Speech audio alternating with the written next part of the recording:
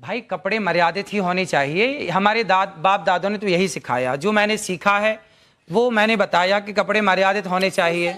पर लोगों को सूट सलवार और साड़ी मर्यादित कपड़े होते हैं। नहीं, वो जिसमें ढका हो। अनिरुद्धाचार्य जी सीरियल का हवाला दे रहे हैं। उन्होंने बबीता भाभी के बारे में भी बोला कि जेठालाल बबीता भाभी की तरफ आकर्षित क्यों होता है, ये भी आपने बताया था एक जगह। अगर आप कह रहे हैं ना कपड़े ढके हो तो मेरे को तो हिजाब पहन लेना चाहिए, उस हिसाब से हिजाब पहनने की जरूरत नहीं है। वो तो सबसे ढका हो। आपने अच्छे कपड़े पहने। नहीं, महत्वपूर्ण सवाल है। कोई औरत मैंने अगर साड़ी चली पहनी जाए, है, मैं मर्यादित हूँ, लेकिन आपको मेरा बैकग्राउंड नहीं पता। क्या पता मैं रात को पार्टी करती हूँ, क्या पता मैं शराब पीती हूँ, क्या पता मैं घूमती हूँ, घर ले जाती हूँ। हाँ, मैं पीती हूँ। बहुत अच्छा। तो मेरे कपड़ों से आप मेरे कैरेक्टर को जज नहीं कर सकते। तो आपने शराबियों से बात करने बिठा दिया मेरे को आज।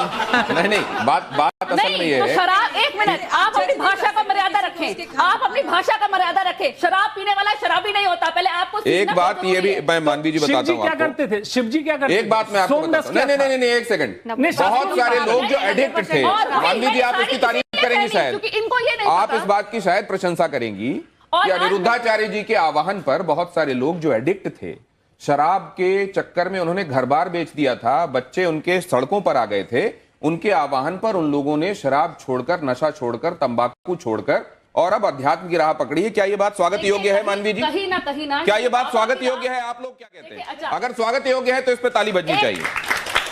क्या मानवी जी, लेकिन एक बात मैं समझना चाह रहा हूं, क्या समाज को मर्यादित रहने के लिए कहना और ये कहना कि आप ठीक लाइन पर चलें, आप ठीक तरीके से रहें, दूसरों से ठीक व्यवहार करें, क्या ये गलत करते हैं अनिरुद्धाचार्य? देखिए, मैं अब जैसे इन्होंने ये मेरे पे बोला तो मैं भी कुछ बोलना चाहती हूँ, उसका जवाब इनसे लेंगे कि कई बाबाओं के धोखाधड़ी के अंदाज भी है कुछ निराले। कोई धर्म के नाम पे ठगे तो कोई क्रिमिनल चार्जेस में फंसे, कोई रेप में पेरोल पाए तो किसी को अननेचुरल सेक्सी भाए। अब इस पे क्या बोलना चाहेंगे? आप जनता फॉलो करती है आपको, तो भगवान ना करे कुछ और निकल आए तो उस पर आप क्या कहेंगे? जवाब लेते हैं। क्या आडंबर करने वाले लोग भी हैं साधु के वेश में, उनसे सावधान रहना चाहिए? इसलिए कहते हैं पानी पियो छान के और गुरु बनाओ जान के। मैं एक बात लाइटर नोट पे आपसे जानना चाहता हूं कि जब कोई आपसे भाव विवल होकर ये कह देता है कि गुरुजी मेरे चरणों में आपका कोटि कोटि प्रणाम। हाँ, तो बिल्कुल हमारा तो सबके चरणों में प्रणाम है ही है। राधे राधे गुरुजी, मेरा सवाल आपसे ये है कि आप महापांच पाप के बारे में बात करते हैं, उसमें से एक पाप ये है जो इंसान मांस खाता है उसके हाथ से पानी नहीं पीना चाहिए, क्योंकि जो उसके हाथ से पानी पिएगा उसी की वाणी बोलेगा। तो अगर हम लोग किसी रेस्टोरेंट या कैफे में जाते हैं, अगर वो वेटर हम लोग को पानी सर्व कर रहा है, हमें क्या पता वो मांस खाता है कि नहीं। इसीलिए तो हमारे बुजुर्ग कह गए बेटा घर पे ही खाओ, घर के बाहर मत खाओ। सिंपल बात। अच्छा, एक नहीं, तो ये जो बातें हैं वो शास्त्र सम्मत हैं इसलिए मानना चाहिए या व्यावहारिक भी हैं इसलिए हम उनको लागू कर सकते हैं? आहार शुद्धौ सत्य शुद्धौ लिखा है। तो खेती भी घर पे कर लेनी चाहिए, क्योंकि सब्जी घर पे ही तो होती है खेती बेटा। संभव नहीं आज के परिवेश बेटा घर पे तो होती है ना खेती। देखो लाखों लोगों की शराब छूट गई मेरे कहने से। बहुत अच्छी बात। लाखों लोगों के घर बस गए। कितने पति पत्नियों के झगड़े होते थे, कथा सुनने के बाद वो पति पत्नी बिल्कुल प्यार से रहने लग गए। सास बहू के झगड़े होते थे, कितना डिप्रेशन था, सारा डिप्रेशन खत्म हो गया।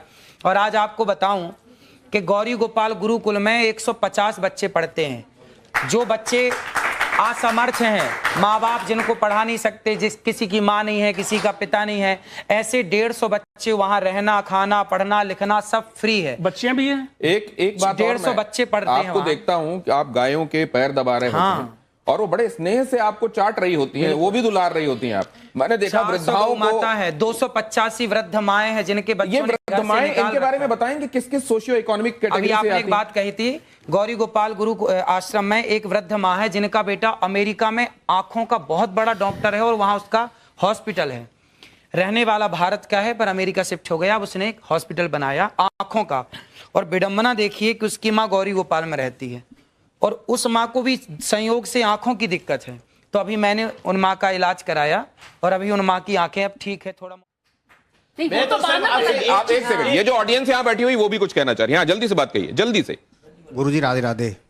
मैं 2016 में मेरा परिवार, मेरी एक बेटी है, एक लड़का है, तो पूरा परिवार बीमार रहता था। डॉक्टर को इतना पैसा दे दिया, इतना दे दिया, तो मेरा अच्छा मकान है, सब कुछ है। तो मैंने एक गाय का बछड़ा गाय रखी। गाय रखने से अभी तक मैंने 1 रुपया नहीं दिया डॉक्टरों को। 1 रुपया दिया। अभी भी मेरी मिसेज, अभी तक उन्होंने कभी भी चेहरे पे क्रीम नहीं लगाई, कभी भी क्रीम नहीं लगाई। और दूसरी बात जो कहना क्या चाह रहे हैं? मैं कहना चाहता हूँ, जो भी आप गोबर बताया, गाय का गोबर है ना, उसके उपला बना के छत पे करते हैं। जितने मोहल्ले वाले आते हैं तो जैसे पूजा होती है तो हमारे घर से लेके जाते हैं, तो और अच्छा लगता है मोहल्ले वर्ग। अभी तक कोई बीमारी नहीं, कुछ नहीं, बहुत अच्छी बात ये है। प्रमाण है, आप प्रमाण मांग रहे थे। ये देखिए आपके भक्त एक मिनट, हैं और आपकी बीमारी बातों को क्या थी? मानते हैं। ये भी तो सुनते, बीमारी क्या थी आपके घर में? क्या बीमारी थी? बीमारी थी मिसेज को, मैं अंदर ही खुले बताता हूँ मैं आपको, खुला पेट की बीमारी थी। कभी डॉक्टर के पास, कभी एम्स में दिखाया, मैं कागज दिखा दूंगा सर, मैंने इतना पैसा लगा दिया, मेरा एक प्लॉट चला गया। क्या बीमारी थी? बीमारी अंदर की अरे बीमारी का नाम बताइए भाई, जब इतनी जगह जा चुके, बीमारी का नाम बताइए। बीमारी बताता हूँ मैं आपको। बीमारी क्या, पेट की बीमारी थी, तो बच्चा नहीं होता था और फैल हो जाता था, कभी कैसे क्या। उसके बाद जब गाय रखी तो बहुत कृपा से बहुत कुछ अच्छा हुआ, फिर बहुत गौ अच्छा माता की लगा। कृपा और है। सबको, पूरा मोहल्ला, मैं कहना चाहिए सबको, ये देखिए, सबको ये एक गाय रखना चाहिए घर में।